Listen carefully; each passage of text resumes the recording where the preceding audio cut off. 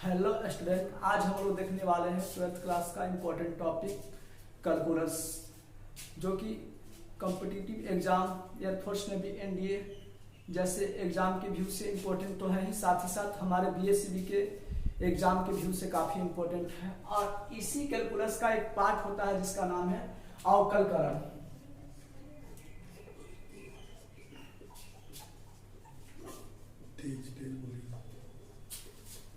अवकलकरण का ही एक starting chapter है, जिस चैप्टर को आज हम लोग देखने वाले हैं, डिस्कस करने वाले हैं। उस चैप्टर का नाम है संकता। संकता या इसी को हम लोग एक और नाम से जानते हैं, सांतत्य। अंग्रेजी में हम लोग इसे कंटिन्यूटी कहते हैं। आज हम लोग इसी के बारे में बेसिक बात डिस्कस करने वाले हैं। सबसे पहली बात तो यह कि संतता का अर्थ क्या होता है। संतता का अर्थ होता है लगातार होना। और इस चैप्टर में हम लोग किसी फलन के संतता के बारे में पढ़ेंगे, किसी फलन के बारे में यह जानेंगे कि फलन जो है वह लगातार है या नहीं, या कहीं पे उस फलन का आलेख ब्रेक हो रहा है या टूट रहा है। इसके बारे में हम लोग इस चैप्टर में पढ़ेंगे। खासकर सबसे पहले हम लोग देखने जा रहे हैं संतत फलन। संतत फलन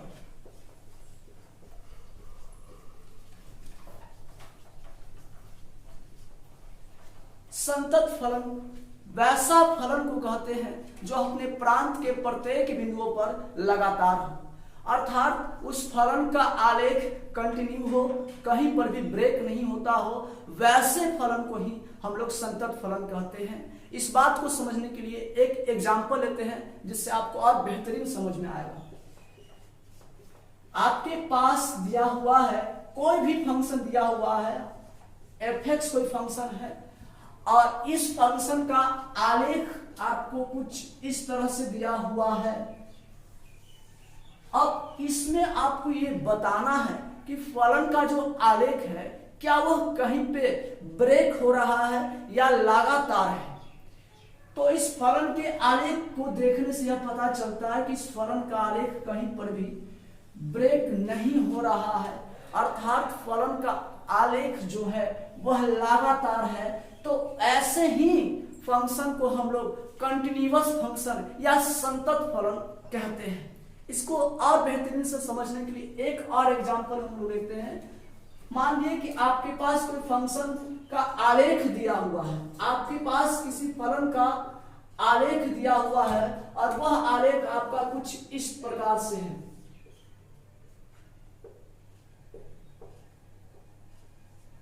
अब इसी में आपसे ये पूछा जाए कि क्या यह फंक्शन कंटिन्यूअस है, इसका आलेख लगातार है या नहीं। तो जैसा कि देखते हैं, तो देखने से यह पता चलता है कि इस फलन का जो आलेख है वह ब्रेक हो रहा है, टूट रहा है। कहां पे? तो जहां पर x की वैल्यू 2 है, जहां पे x की वैल्यू 2 है वहीं पे इस फलन का आलेख ब्रेक हो रहा है।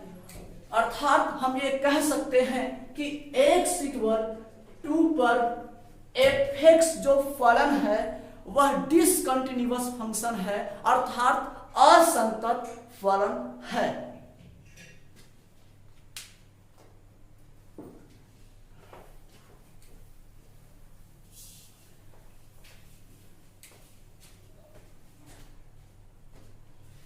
अब हम लोग इसके कुछ कंसेप्ट के साथ इसका जो मेन नोट्स है उसको देखने वाले हैं। इसमें सबसे मेन बात, जो बेसिक बात है, जिससे प्रश्न ऑब्जेक्टिव आ सकते हैं, जिसे आप देखते ही बना सकते हैं, वैसे कुछ इंपॉर्टेंट बात को देख सकते हैं। जिसमें सबसे पहला आपको बताया जाएगा कि जितने भी कांस्टेंट फंक्शन होते हैं, जितने भी अचर फलन होते हैं, वे सभी अचर फलन एक संतत फलन होते हैं, अर्थात उनका आलेख कहीं पे भी नहीं टूटता, वह सभी मानों पर एक संतत फलन होते हैं। जैसे आपके पास f(x) बराबर दिया हुआ है 5, यह एक अचर फलन है और इस फलन के बारे में हम लोग विचार करने वाले हैं कि क्या यह फलन संतत है, और अगर संतत है तो किन किन मानों पर है, या फिर कहीं पे इसका आलेख ब्रेक हो रहा है। इस बात को हम लोग देखने जा रहे हैं।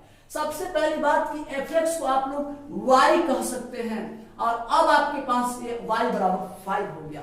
इसका आलेख खींचना कोई बहुत बड़ी बात नहीं है, बहुत ही इजी है, जिसे आप लोग 10th क्लास में ही पढ़ चुके हैं।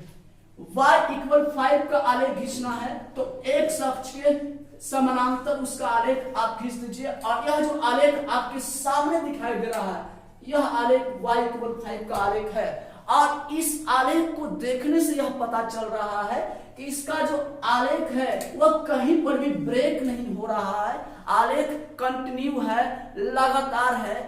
तो हम ये कह सकते हैं कि फलन जो है वह सभी मानों पर संतत है। x का कोई ऐसा पॉइंट नहीं है जहां पर इसका आलेख ब्रेक हो रहा है, अर्थात fx इक्वल 5 एक संतत फलन है प्रत्येक मान पर, x के किसी भी मान पर। और इसी प्रकार जितने भी कांस्टेंट फंक्शन होते हैं वे सभी संतत फलन होते हैं। अब इसके बाद हमारा नेक्स्ट टॉपिक आता है वह पॉलिनोमियल फंक्शन, अर्थात बहुपदी फलन का आता है, बहुपदी फलन। तो इसमें आप लोग ये बात याद रखें कि जितने भी बहुपदी फलन होते हैं वे सभी बहुपदी फलन सभी मानों पर संतत होते हैं। x के जितने भी रियल वैल्यू हैं, x के जितने भी वास्तविक मान हैं, उन सभी वास्तविक मानों पर बहुपदी फलन एक संतत फलन होते हैं। इसे समझने के लिए हम आपके सामने एक एग्जाम्पल रखते हैं। मान लिया जाए कि आपके पास कोई फंक्शन दिया हुआ है fx इक्वल x²। यह एक बहुपदी फलन है और इस फलन के बारे में हमें पता करना है कि यह फलन कंटिन्यूअस है या डिसकंटिन्यूअस है, अर्थात संतत है या कहीं पर इस फलन का आलेख ब्रेक हो रहा है।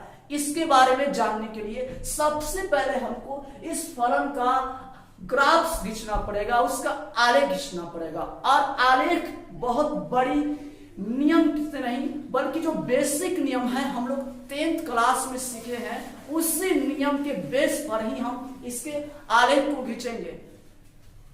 fx को आप कह सकते हैं y, और अब आपके पास से मिल जाएगा y इक्वल x²। ग्राफ खींचने का हमारा जो बेसिक कंसेप्ट है कि अपने मन से x की वैल्यू हम कोई भी ले सकते हैं।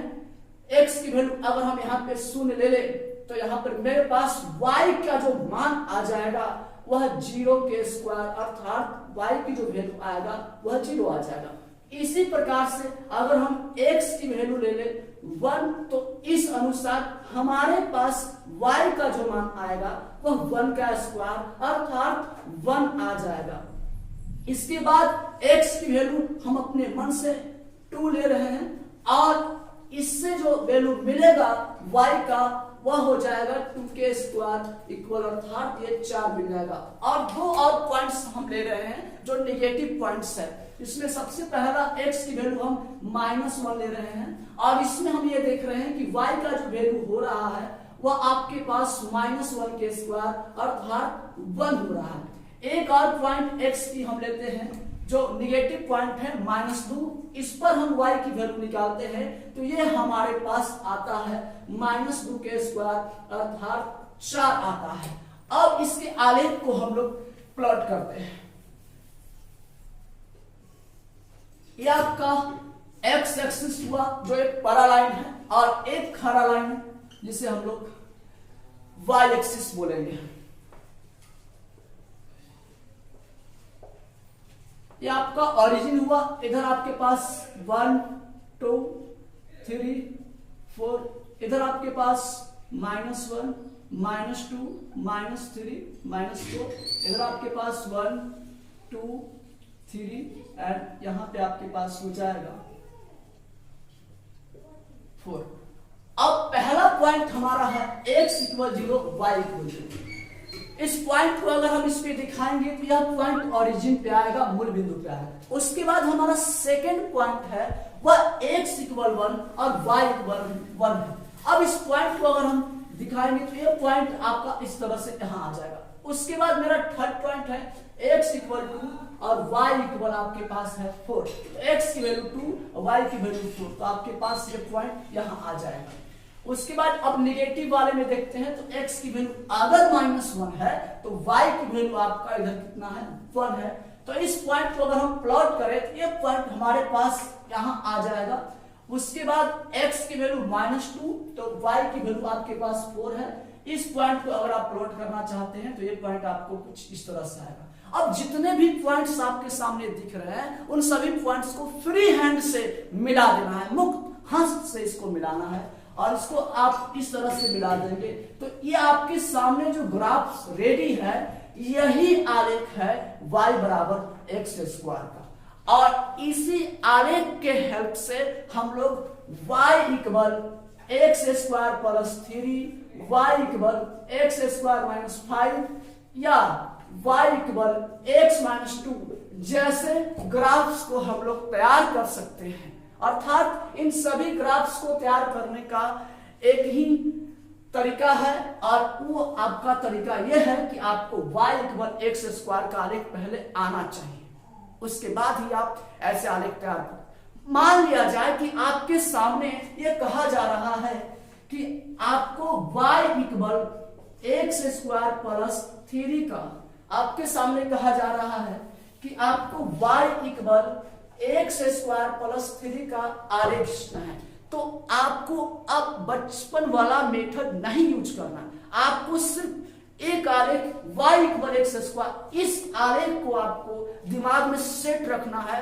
और इसी के हेल्प से हम लोग y equal x square plus 3, x square plus 5, x minus 2 के होल स्क्वायर जैसे आलेख को हम इसी के हेल्प से तैयार कर सकते हैं। जिसमें सबसे पहले इसके आलेख को बनाने के लिए स्टेप 1 में हमें यह करना पड़ेगा कि हमें सबसे पहले y इक्वल x स्क्वायर का ग्राफ्स बनाना पड़ेगा। स्टेप 2 में हमें y equal x square plus 3 का फाइनल ग्राफ हमें मिल जाएगा। सबसे पहले हम लोग पहले स्टेप पे काम करें तो हमारे पास जो ग्राफ्स मिलेगा वह ग्राफ्स हमारे पास y इक्वल x स्क्वायर का हम लोग सीख चुके हैं और वह ग्राफ कुछ इस तरह से होता है। अब चूंकि हमें ये आलेख नहीं खींचना था और इसीलिए हमने इसे डॉट डॉट से खींचा है। यह आलेख जो आपके सामने है यह आलेख y इक्वल x स्क्वायर का है।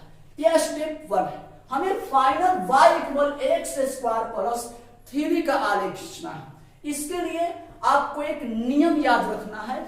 आपका नियम है, रूल यह है कि अगर बाहर में कोई संख्या, कोई कांस्टेंट, नियम यह है कि y equal x square plus 3 का अगर आलेख खींचना है तो इसमें रूल है कि फंक्शन के बाहर अगर कोई संख्या कांस्टेंट कुछ जुटता है या घटता है तो ये जो आलेख आप देख रहे हैं y इक्वल x स्क्वायर का, ये जो आलेख आप देख रहे हैं ये आलेख y एक्सिस पर मूव करता है। जब कोई संख्या अगर जुटता है तो इसका आलेख y एक्सिस पे मूव करके यह आपका आलेख ऊपर की ओर जाता है और अगर फंक्शन में कोई कांस्टेंट घटता है तो इसका आलेख y इक्वल x स्क्वायर का आलेख y एक्सिस पे मूव नीचे की ओर करता है। अर्थात अगर हम इस आलेख को हम y अक्ष पर ऊपर की ओर मूव कराएं और जहां पे 3 है वहीं पे इस आलेख को अगर हम ले जाकर मूव कराकर छोड़ दे तो ये जो आपके सामने आलेख दिख रहा है यही आलेख आपका है y equal x square plus 3 का। अब इसी में अगर y equal x square plus 5 का बोला जाए तो आपको y equal x square, y equal x square का जो ग्राफ्स है इसी के ग्राफ्स को y अक्ष पर ऊपर की ओर मूव करा के जहां 5 है वहां छोड़ना पड़ेगा। अर्थात मान लिया जाए कि यहाँ पे आपका 5 है और यह ग्राफ्स आपके पास y इक्वल x स्क्वायर का है, हमें x स्क्वायर प्लस 5 का आलेख खींचना है तो y इक्वल x स्क्वायर के आलेख को y अक्ष पर ऊपर की ओर मूव करा के और 5 पे छोड़ देना है और ये आपके पास जो ग्राफ मिल रहा है यही आलेख है y equal x square plus 5 का। हम लोग ये देख रहे थे कि जितने भी बहुपदी फलन होते हैं वह कंटिन्यूअस होते हैं, संतत होते हैं, कहीं पर उनका आलेख टूटता नहीं है। और उसके लिए हम एक एग्जाम्पल लिए थे y = x², जो एक बहुपदी फलन था, और इसके बारे में हमें ये बताना था कि यह कंटिन्यूअस है या डिसकंटिन्यूअस, जिसके लिए हमने आलेख इस ग्राफ के खींचे हैं, जिसमें बेसिक नियम जो आपके 10th क्लास के थे उसी को यूज किया गया है। और उसी नियम पर y = x² का आलेख हमने खींचा, और इस आलेख को देखने से यह पता चलता है कि यह आलेख जो है x के सभी मानों पर, जितने भी रियल वैल्यू है, जितने भी वास्तविक मान है x के सभी मानों पर इस फंक्शन के आलेख जो है वह लगातार है। कहीं पे इस आलेख में कोई ब्रेक नहीं आ रहा है, आलेख कहीं पे टूट नहीं रहा है। अर्थात तो हम कह सकते हैं कि y = x² एक कंटिन्यूअस फंक्शन है, और वह सभी रियल वैल्यू के लिए है, x के सभी वास्तविक मान के लिए यह एक संतत फलन है। अब इसी पे एक और एग्जाम्पल को हम लोग देखते हैं। जैसे मान लिया जाए कि हमारे पास एक फंक्शन दिया हो, और वह फंक्शन हमारे पास दिया है y = x² + 3, और इसी में हमें ये बताना है कि यह फलन कंटिन्यूअस है या कहीं पर इसके ग्राफ्स में कोई ब्रेक हो रहा है या नहीं। इसके लिए हमें सबसे पहले इसके आलेख खींचने होंगे, और आलेख खींचने के लिए आपको पहला स्टेप ये यूज करना पड़ेगा कि आपको पहले y = x² का ग्राफ खींचना पड़ेगा, और इसी के ग्राफ को y अक्ष पर ऊपर की ओर मूव करा के जहां 3 है वहां छोड़ देंगे, तो वह जो आलेख हो जाएगा वह x² + 3 का होगा। देखिए कैसे। सबसे पहले बात, मेरे पास y = x² का आलेख हम लोग पहले से ही पढ़ चुके हैं, और ये आलेख होता है इस तरह से, जो कि हमें नहीं खींचना था, इसीलिए हमने इसे डॉट लाइन से खींचा है।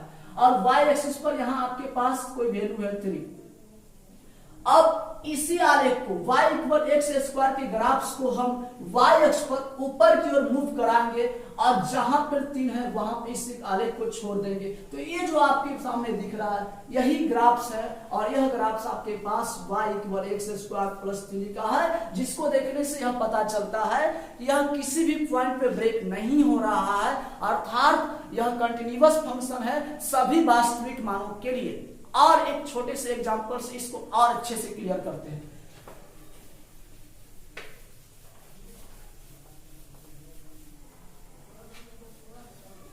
हमारे पास y = x, हमारे पास f(x) = x कोई फंक्शन है, और हमें इस फंक्शन के बारे में डिस्कस करना है कि यह कंटिन्यूअस है या डिसकंटिन्यूअस है, जिसके लिए हमें जरूरत पड़ेगा ग्राफ्स का। और देखते हैं इसका ग्राफ्स कैसे बनता है, बिल्कुल उसी तरह से जिस तरह से हम लोग पिछले ग्राफ्स बनाए थे, जिसमें हम लोगों ने 10th क्लास के बेसिक मेथड को यूज किया था, और उसी मेथड से हम लोग इसके ग्राफ्स को भी बनाएंगे। इसमें सबसे पहले अपने मन से x की वैल्यू हम रखते हैं 0, जिससे हमें fx को हम लोग y बोल सकते हैं, और y का वैल्यू हमारे पास मिल जाएगा 0। उसके बाद x की वैल्यू अगर हम रख लेते हैं 1, तो मेरे पास y की वैल्यू जो होगा वो हो जाएगा 1, और x की वैल्यू अगर हम लोग रख ले 2, तो मेरे पास y की जो वैल्यू होगा वह 2। अगर हम लोग x की वैल्यू रखें -1, तो y की वैल्यू जो हमारे पास होगा वह -1, और अगर हम लोग x की वैल्यू -2 रखें तो y का वैल्यू जो हम लोगों के पास होगा वो हो जाएगा -2। याद रहे fx को ही हम लोग y बोलते हैं, और इसी में x की वैल्यू रखकर y की वैल्यू निकालते हैं। अब हम लोग इसके ग्राफ्स को तैयार करते हैं।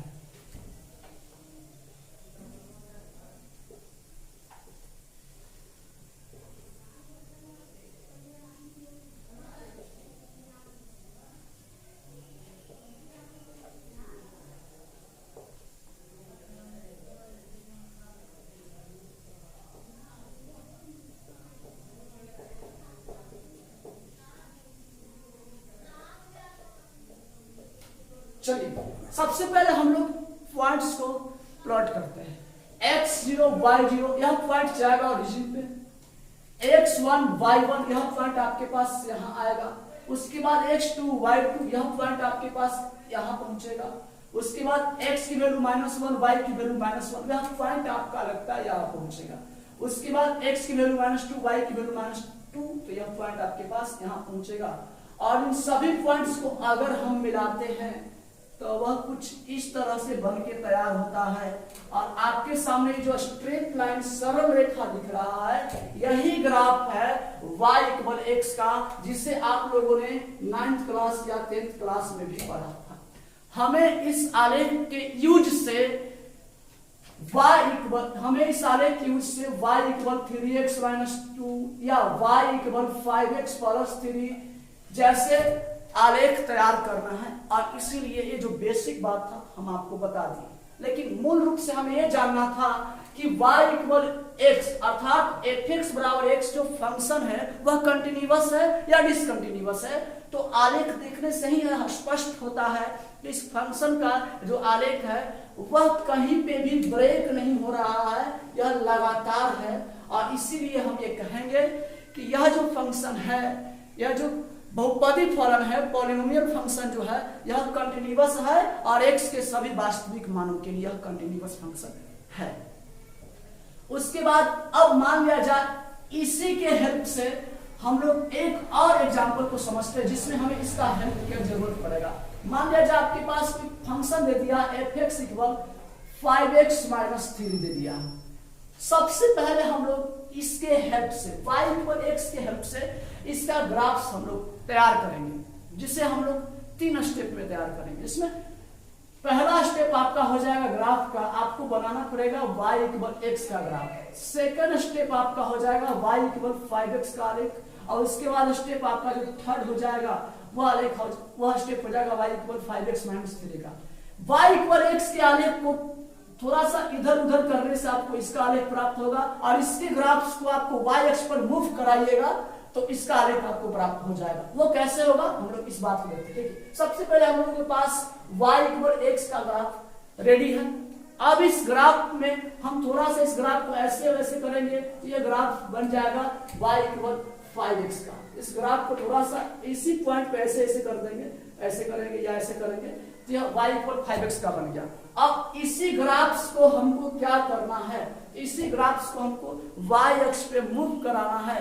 और कहां कराना है तो यहां पर आप देख रहे हैं कि फंक्शन में बाहर -3 लगा हुआ है। अर्थात जब फंक्शन में बाहर कोई चीज घटता है तो ग्राफ्स जो होता है वह नीचे की ओर मूव करता है, y अक्ष पर नीचे की ओर मूव करेगा। और वह रुकेगा कहां तो जहां y -3 रहेगा वहां पर। अर्थात इस आलेख को हम y अक्ष पर अगर मूव कराएं तो नीचे की ओर मूव करा के और इसको हम रोकना चाहें तो हम रोकेंगे इसको 3 पर। और यहाँ पे जो आपका आलेख बनेगा, यहाँ पे जो आपका आलेख बनेगा, ये आलेख जो आपका है, ये ग्राफ जो आपका है, यही ग्राफ्स y = 5x - 3 का है, जिसको देखने से यह पता चलता है कि यह जो फलन है 5x - 3 जिसका आलेख कहीं पर भी ब्रेक नहीं हो रहा है, अर्थात सभी वास्तविक मानों के लिए यह एक संतत फलन है।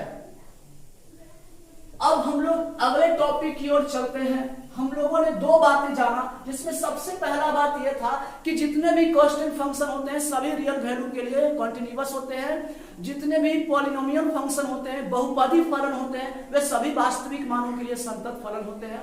उसके बाद एक हम लोग देखेंगे मॉडुलस फंक्शन, मापांक फलन के बारे में हम लोग जानेंगे। मापांक फलन जितने भी होते हैं वे सभी मापांक फलन सभी वास्तविक मानों पर संतत होते हैं। यह कैसे होता है, एक आध 2 एग्जाम्पल के माध्यम से हम लोग इसको समझेंगे।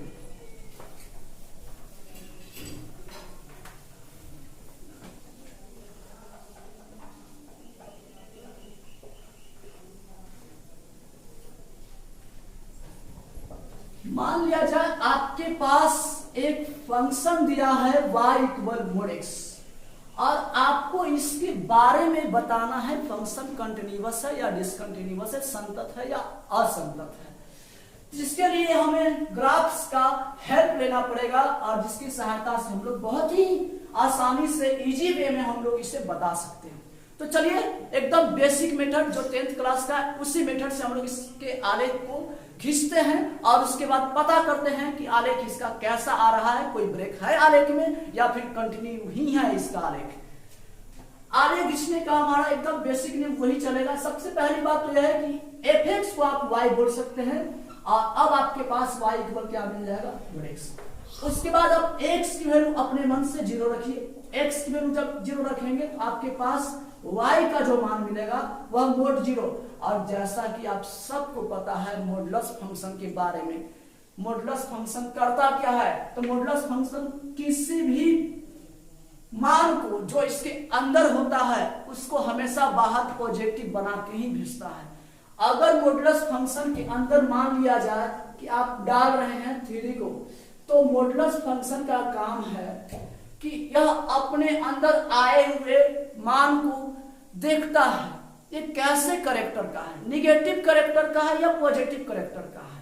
यह मॉडुलस फंक्शन के अंदर कोई भी मान आता है तो यह जितने भी मान आते हैं सभी मान को बाहर भेज देता है, लेकिन जो मान निगेटिव रहते हैं उसको माइनस दे के भेजता है। यहाँ पे मॉडुलस फंक्शन के अंदर 3 है, अब इस 3 को आराम से मापांक इसको बाहर भेज देगा, इसमें कोई चेंजिंग नहीं करेगा। लेकिन यही अगर इसके स्थान पे हम लोग -3 को भेज देते हैं तो इसका काम ही है, मापांक फलन का यह काम ही है कि पहले ये देखता है कि इसके अंदर जो आया है मान वह मान निगेटिव कैरेक्टर का है या पॉजिटिव कैरेक्टर का। भेजता बाहर सबको है, चूंकि यह निगेटिव कैरेक्टर का है इसको भी बाहर भेजेगा, पॉजिटिव कैरेक्टर का रहेगा उसको भी बाहर भेजेगा। लेकिन जो निगेटिव कैरेक्टर वाला रहता है उसको जैसे ही बाहर भेजता है तो एक माइनस दे के भेजता है और इसीलिए यह मान जो होता है प्लस में आता है। तो अर्थात आज के बाद आप लोग ये याद रखें कि अगर मॉडुलस फंक्शन के अंदर कोई मान निगेटिव है तो वह डायरेक्ट पॉजिटिव बाहर निकलता है, लेकिन इसके पीछे जो वजह है, जो कारण है, वह कारण आपको यहाँ बताया गया है कि भेजता है बाहर सबको, लेकिन निगेटिव कैरेक्टर वाले को एक माइनस दे के भेजता है। उसके बाद अब यहाँ पर हम लोग समझते हैं y इक्वल मोड 0, इसी को हम क्या 0 कर सकते हैं, चूंकि मॉडुलस फंक्शन के अंदर कोई भी पॉइंट हो निकलता पॉजिटिव ही है तो ये आपके पास निकल के 0 हो जाएगा। और अगर x की वैल्यू आप रखें 1 तो आपके पास y इक्वल मोड 1 हो जाएगा और जिसकी वैल्यू आप कह सकते हैं 1 हो गया। उसके बाद अगर आप x की वैल्यू 2 यूज करते हैं तो y की वैल्यू आपके पास मोड 2 हो जाएगा, जो कि बाहर निकल के सिर्फ 2 ही रहेगा।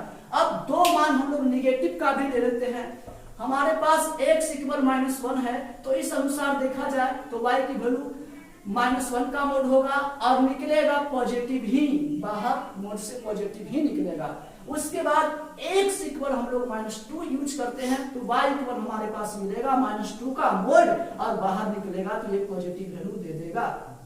अब इन सभी मानों से हम इसके ग्राफ्स को तैयार करते हैं, आइए देखते हैं इसका ग्राफ।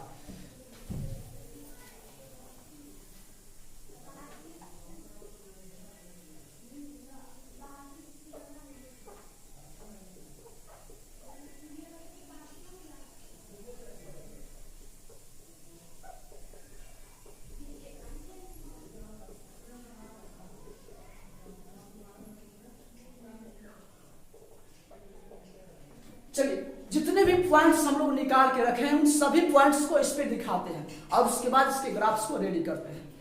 पहला पॉइंट हमारा है x0 y0, अर्थात ये पॉइंट आपके पास मूल बिंदु पे जाएगा। सेकंड पॉइंट हमारे पास है x1 y1 और यह पॉइंट आपके पास यहाँ पे पहुंचेगा। उसके बाद थर्ड पॉइंट आपका है x2 y2, जो पॉइंट आपके पास इस तरह से यहाँ पहुंच जाएगा। उसके बाद अब हम लोग इधर के 2 पॉइंट देखते हैं, x की वैल्यू हमारे पास -1 है, y की वैल्यू 1 है। जरा देखा जाए तो यह पॉइंट आपके पास कुछ इस तरह से यहाँ पहुंचेगा। उसके बाद अब x की वैल्यू -2, y की वैल्यू 2। अब इस पॉइंट को हम लोग देखें तो यह पॉइंट हमारे पास कुछ इस तरह से मिलेगा और सभी पॉइंट्स को अगर हम मिला दें तो उससे हमें भी आकार का एक ग्राफ मिलता है और इसी को हम लोग कहते हैं कि यह जो ग्राफ है, यह जो आलेख है, यह आलेख y इक्वल मोड x का है। तो आज के बाद सारे लोग याद रखेंगे कि y equal modulus function, y equal mode x का अर्थात किसी भी मॉडुलस फंक्शन का जो ग्राफ्स होगा वह भी शेप का ही होगा। अब इसी के बेस पर हम लोग बहुत सारे ग्राफ्स, जैसे y इक्वल आपको दे देगा मोड x प्लस 3, या आपको दे देगा y इक्वल x माइनस 2 के मोड प्लस 3, जैसे ग्राफ्स को हम लोग देखेंगे जिसमें हम लोग इसका यूज करेंगे। चूंकि हम लोग स्टैंडर्ड क्लास में पढ़ते हैं और बार बार हम पॉइंट लेके तो नहीं चल सकते हैं, क्योंकि हमारे पास इतना टाइम नहीं होता है। इसलिए आपको ये दिमाग में सेट रखना पड़ेगा कि y इक्वल मोड x का ग्राफ्स कैसा होता है। हम लोग चल रहे थे, यह पता लगाने की कोशिश कर रहे थे कि मॉडुलस फंक्शन जब हमारे पास रहेगा तो उसका ग्राफ्स कैसा रहेगा। आपके सामने उसका ग्राफ्स है, लेकिन इसमें हमको यह बताना था कि यह फंक्शन कंटिन्यूअस है या डिसकंटिन्यूअस है। इस आलेख को देखने से यह पता चलता है कि आलेख कहीं पे भी ब्रेक नहीं हो रहा है, जिसके कारण हम ये कह सकते हैं कि यह जो y इक्वल मोड x का ग्राफ्स जो है वह कंटिन्यूअस है, अर्थात f(x) जो है वह संतत फलन है, अर्थात जितने भी मापांक फलन होते हैं वे सभी संतत होते हैं। एक और एग्जांपल लेते हैं जिससे आपको और अच्छे से क्लियर हो जाएगा कि सभी मापांक फलन एक कंटिन्यूअस फंक्शन होते हैं सभी वास्तविक मानों के लिए।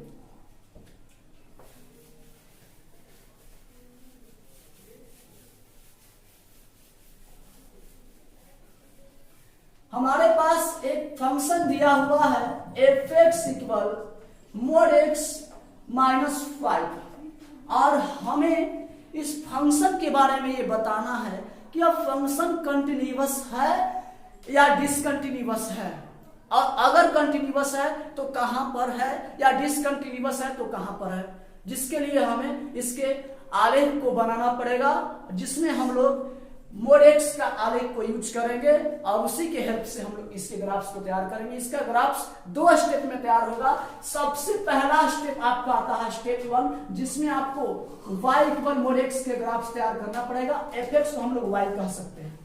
y इक्वल मोड x का ग्राफ्स हम लोग सबसे पहले तैयार करेंगे और इसी ग्राफ्स को हम लोग y एक्सिस पर मूव कराएंगे नीचे की ओर, चूंकि फंक्शन में बाहर -5 लगा हुआ है, अर्थात कोई चीज घट रहा है, और जब कोई चीज घटता है बाहर में, फंक्शन के बाहर में अगर कोई चीज घटता है तो आलेख y एक्सिस पे नीचे मूव करके जाता है।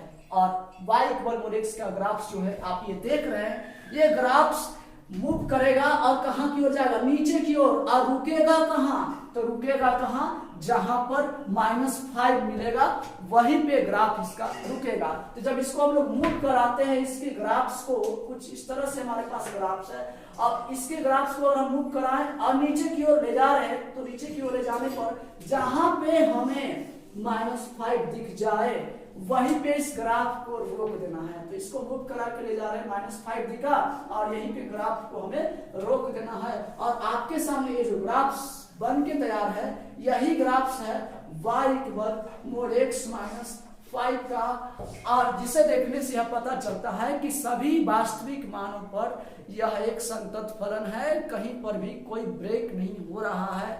इसलिए हम ये कह सकते हैं कि सभी मापांक फलन कंटिन्यूअस होते हैं सभी वास्तविक मानों के लिए। एक और एग्जांपल से हम लोग इस बात को और ज्यादा क्लियर करें तो अच्छा रहेगा।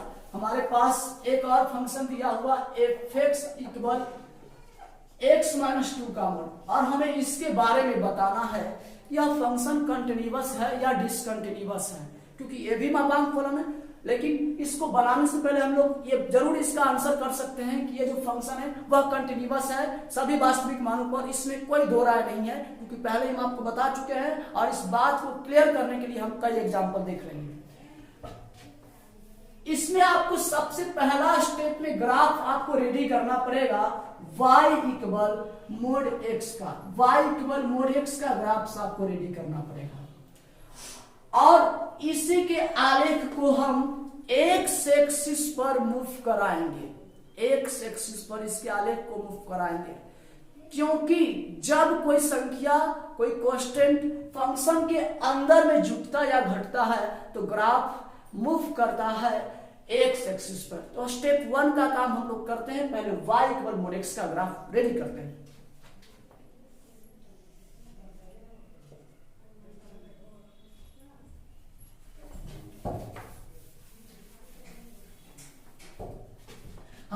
पास ये जो ग्राफ्स है यह y इक्वल mod x का है, और आप पॉइंट लेकर इसे बनाने की कोशिश ना करें क्योंकि समय फालतू में आपका व्यर्थ में बर्बाद हो जाएगा।